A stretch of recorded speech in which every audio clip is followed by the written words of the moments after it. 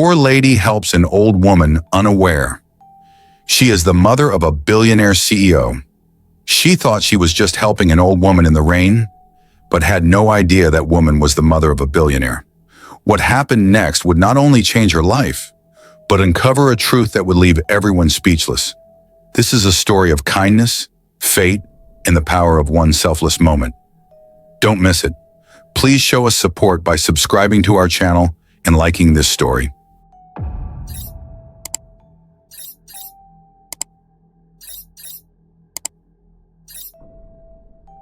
It was supposed to be just another dreary Tuesday afternoon in Detroit. The skies opened up unexpectedly, unleashing cold sheets of rain on everyone below.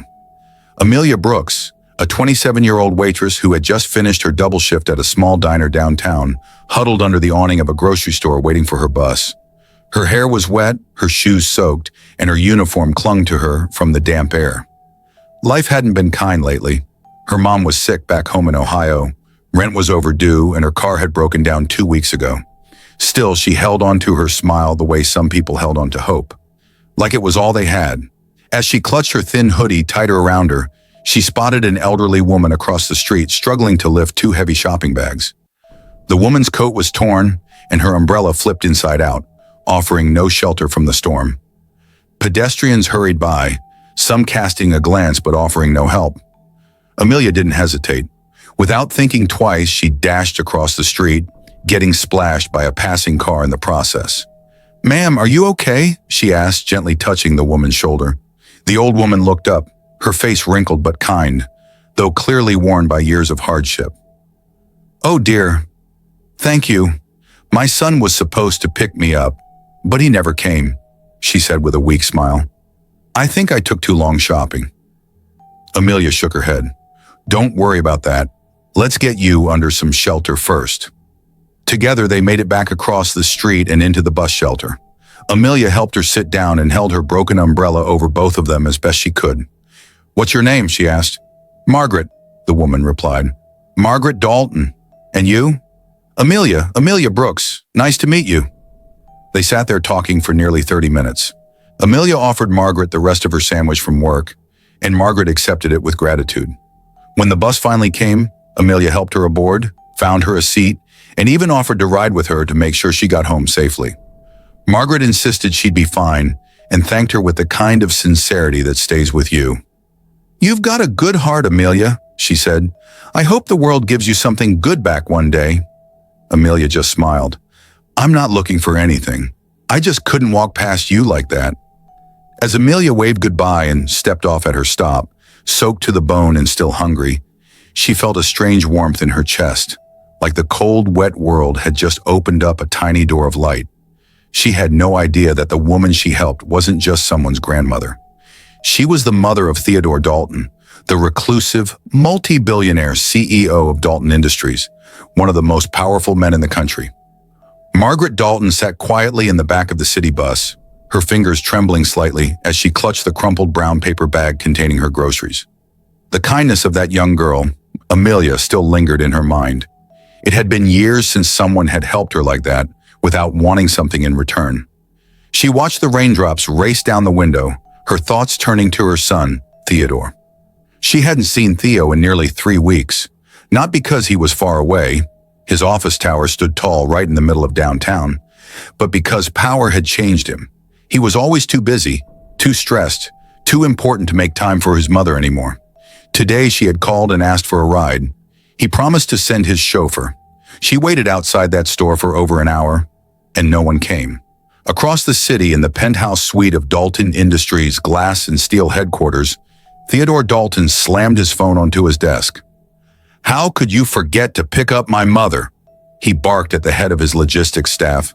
The man stammered, trying to offer an excuse, but Theodore wasn't listening. His temper had always been his worst trait. "I don't pay you to forget things," he snapped. "If something had happened to her—" He stopped mid-sentence, realizing he hadn't even checked in to see if she got home safely. Guilt tightened around his chest, though he pushed it down like he always did. That night, when Margaret finally made it back to her modest brownstone apartment in East Detroit, she found a dozen missed calls from her son. She didn't bother answering. Instead, she sat in her small kitchen, made herself a cup of tea, and pulled out a piece of notepaper. On it, she scribbled the name, Amelia Brooks. She didn't know why, but she felt compelled to remember the girl who reminded her what genuine kindness looked like. The next morning, Theodore showed up at his mother's door, flowers in one hand, regret in the other. "Mom, I'm sorry," he said, standing awkwardly in the hallway like a teenager who'd missed curfew. "Something came up at work, and—" "You always say that," Margaret interrupted gently. "But one day something might come up with me, and you'll be too late." He opened his mouth to speak, but she waved him inside. They sat at the table while she poured them both tea. "You know," she began, "a young woman helped me yesterday.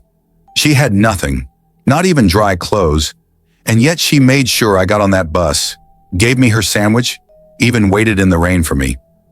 Theodore raised an eyebrow. "Who was she?" "Her name was Amelia Brooks. You should find her." He chuckled dryly. "Why?" Margaret looked him dead in the eyes. "Because you need people like her in your world. She reminded me of who you used to be." Theo leaned back, puzzled. That name, Amelia Brooks, he hadn't heard it before, but something about the way his mother said it made him pay attention. The name echoed in Theodore Dalton's mind all through the following day. Amelia Brooks. There was something grounding in it. Clean, humble, honest. 3 words that didn't often belong in his world of million-dollar deals, backdoor politics, and luxury so excessive it had numbed him to reality. He sat at his desk, staring at the city skyline as a storm rolled in again. This time, though, he didn't just glance away. He picked up his phone and called his assistant. "Madison," he said, straight to the point as always. "I need you to find someone." There was a pause on the other end. Someone?" she repeated, confused. "Yes, Amelia Brooks. She helped my mother yesterday, near 5th and Fremont. She's likely local. No idea what she does or where she lives. Just find her." Madison blinked at her screen, then began typing furiously. "Got it. I'll start digging." Theo hung up and leaned back, wondering what it was about this girl that had struck such a chord with his mother. His mom rarely spoke so highly of anyone, and definitely not with such emotion, and Margaret Dalton wasn't easily impressed. If Amelia had earned her trust, then she had to be extraordinary. Meanwhile, across town, Amelia sat in the cramped break room at the diner, staring at the classified section of an old newspaper. Her shoes were still damp from yesterday's rain. A coworker, Jenna, nudged her gently. "Still looking for another job?" she asked. Amelia sighed. "Yeah, my mom's meds aren't cheap, and if I can find something that pays even a little more, I could maybe stop skipping meals." Jenna nodded, then paused. "You know, you were trending on some local Facebook page this morning." "What?" Amelia frowned. "Yeah, someone shared a story about a girl helping an old woman in the rain near Fremont. No name mentioned, but the description matched you. People are saying she's the kind of soul we need more of." Amelia laughed. "That's sweet, but no one even knew I was there." Unknown to her, that little story had been quietly boosted by none other than Madison. She'd tracked down street camera footage from the area, and though grainy, there was a clear clip of Amelia handing the woman a bag and standing with her in the rain. Facial recognition had narrowed it down in minutes. By the next morning, Madison was knocking on Theo's office door, excitement in her eyes. "Found her. Her name's Amelia Brooks, 27, lives in a shared apartment in North End, works at Benny's Diner on 12th Street, grew up in Ohio, moved here 3 years ago, never finished college, dropped out to take care of her mom, no criminal record. Credit's awful, but she's good, like genuinely good." Theodore nodded slowly, staring at the photo on the tablet she slid across his desk. She looked like she had no idea anyone was watching her, and that, he thought, was what made her different. "Set up a meeting," he said, "but don't tell her who I am." The next day at Benny's Diner started like any other for Amelia. She wore her usual tired smile, took coffee orders with practiced ease, and ignored the ache in her feet as she worked her 7th shift in 6 days. The bell above the door jingled with every customer, and she greeted each one with kindness, even the ones who barked their orders without a hint of eye contact. But around noon, a sharply dressed woman walked in, mid-30s, tailored navy pantsuit, heels that didn't belong on Benny's worn-out tile floor. She glanced around until her eyes landed on Amelia, and then she smiled. "Amelia Brooks," as she asked. Amelia looked up from behind the counter. "That's me. I'm Madison Clark. I represent a small private foundation interested in community-minded individuals. Someone recently noticed your act of kindness during the storm earlier this week." Amelia blinked. "The storm? You mean Mrs. Dalton?" Madison smiled politely. "Yes, her son is associated with the foundation. We'd like to invite you to a preliminary interview. There's a paid position opening up at one of our outreach branches, administrative support, event planning, things like that. Flexible hours, decent pay." Amelia's brow furrowed. "Wait. Hold on, are you sure you've got the right person? I just gave an old woman a sandwich and helped her to the bus." "And that simple act," Madison said warmly, "spoke volumes. We're offering a 3-month trial contract, starting immediately, no strings attached." The whole diner seemed to pause. Jenna, peeking from behind the milkshake machine, mouthed, "Take it." Amelia hesitated. This had to be a scam, right? But Madison seemed real, professional, and not at all like a con artist. "Do I need to interview somewhere fancy?" Amelia asked skeptically. Madison shook her head. "We can do it over coffee. I'll even let you pick the place." Still suspicious, Amelia agreed to meet her after her shift. They sat at a quiet cafe a few blocks away, where Madison laid out the offer in more detail. Part-time hours to start, $24 an hour, travel stipend, and full support if she wanted to take evening courses to finish her degree. Amelia nearly choked on her tea. "Why would you do this for someone like me?" Madison gave a small shrug. "Let's just say the people I work for believe in paying attention to those who go unnoticed." Amelia wanted to say yes right away, but the survival instincts of someone who'd been let down too many times kicked in. "Can I think about it?" "Of course," Madison said, sliding a business card across the table. "Just call this number. No pressure." That night, Amelia lay awake staring at the card on her nightstand. For the first time in a long while, it felt like something good, really good, might finally be happening. Still, she couldn't shake the feeling there was more to this story than she was being told. And she was right, because just a few blocks away, Theodore Dalton watched the interview unfold through a secure video feed, fascinated by the girl who had unknowingly started rewriting his entire understanding of character. Theodore Dalton leaned back in his leather chair, eyes fixed on the pause frame on his office screen. Amelia's face was frozen mid-laugh, the kind of genuine joy he hadn't seen in years. Not in boardrooms, not in social clubs, and certainly not from anyone in his circle. There was something raw and real about her. He hadn't meant to spy on the interview. In fact, he'd hesitated when Madison suggested recording it for security purposes. But now that he'd watched it, he couldn't look away. "She's different," he muttered. "Different?" Madison raised an eyebrow. "You make it sound like she's some rare gem at an auction." "She kind of is," Theodore replied. "People like her. They don't act out of strategy. She didn't know who my mother was. She just saw someone who needed help and stepped up." Madison crossed her arms. "So what now? You going to offer her a corner office and a 6-figure salary because she gave your mom a sandwich?" He ignored her sarcasm. "Number, I'm going to let this play out." Amelia, meanwhile, was pacing her tiny apartment. Her mom, Luan, sat in the worn recliner, flipping through a faded photo album, unaware of the storm brewing in her daughter's mind. "Ma, what if it's a trap?" Amelia asked suddenly. Luan looked up.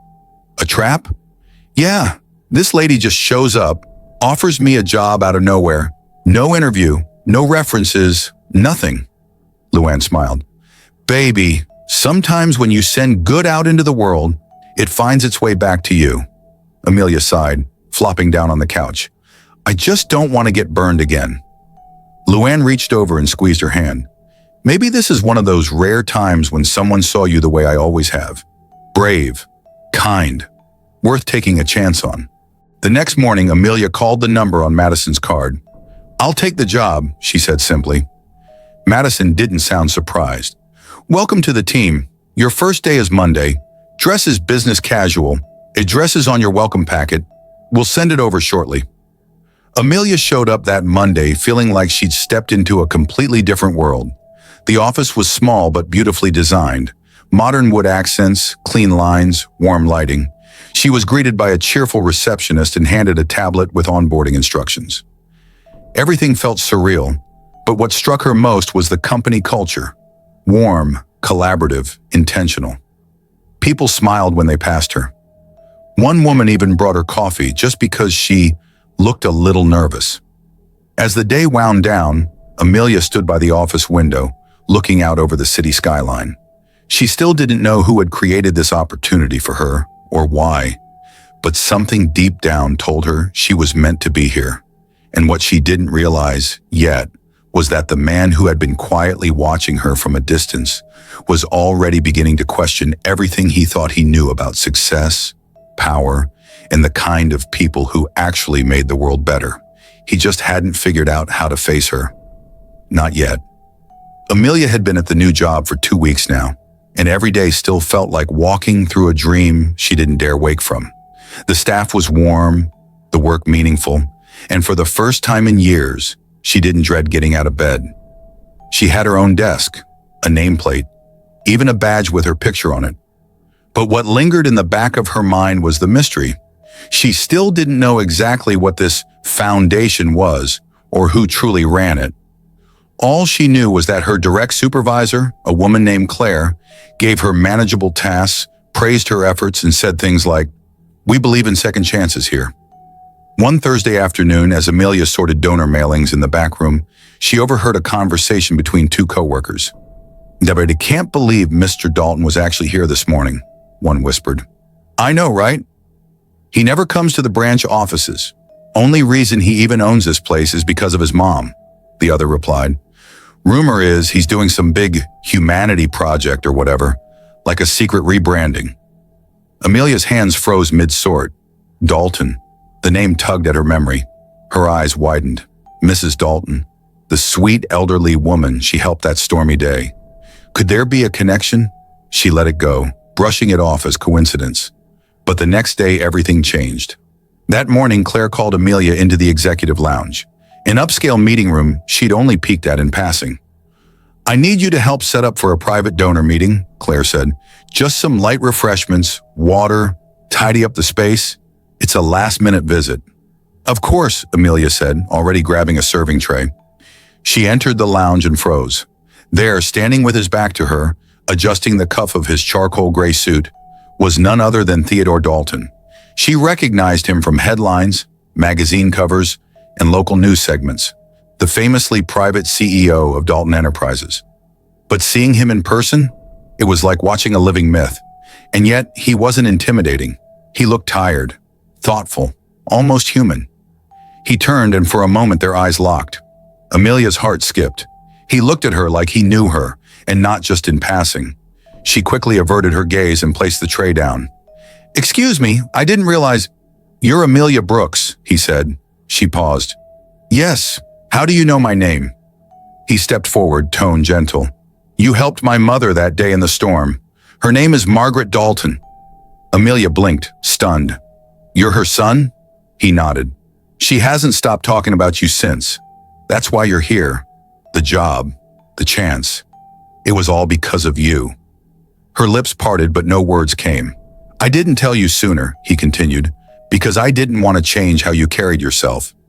I needed to see if the kindness you showed her was real." Amelia swallowed hard. "And what do you think?" He smiled faintly. "I think you're the kind of person this world desperately needs more of." She felt her knees weaken, her throat tighten. This wasn't just a job anymore. It was the beginning of something she didn't yet understand, but could feel was important.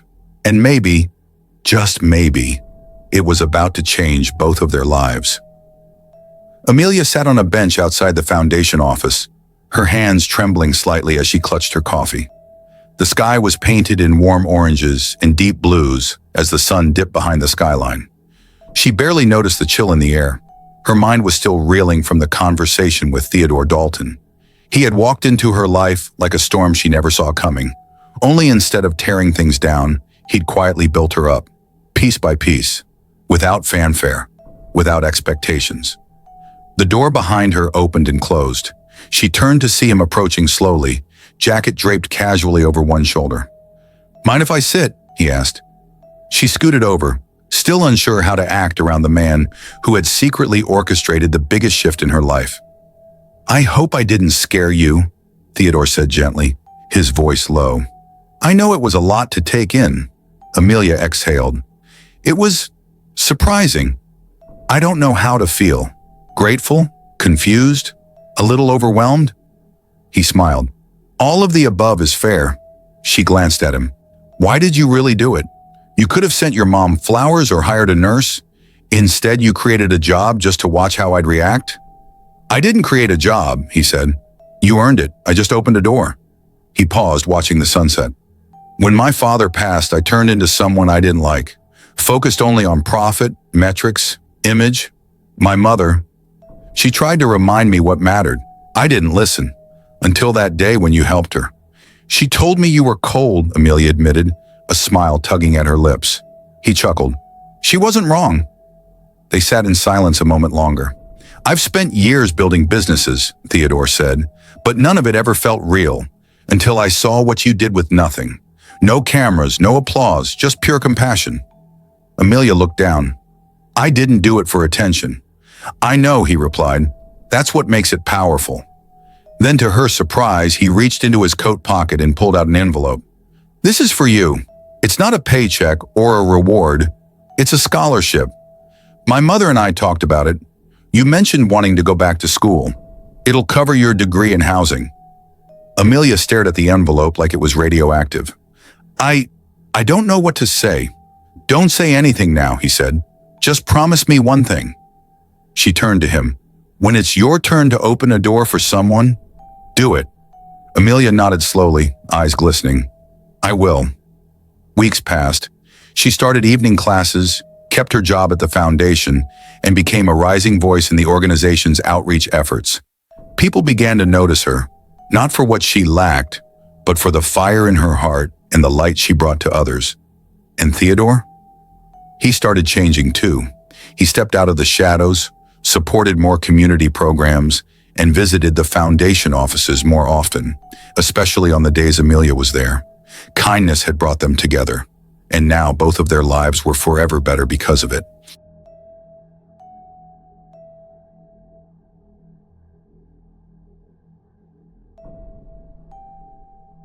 Sometimes a simple act of kindness can change everything. Amelia's compassion opened doors she never imagined, and helped a billionaire rediscover what truly matters. Their story reminds us that even the smallest gestures can create life-changing ripples. If this story touched your heart, please like, share, and subscribe for more inspiring stories of hope and humanity. And remember, kindness costs nothing, but its impact can last a lifetime.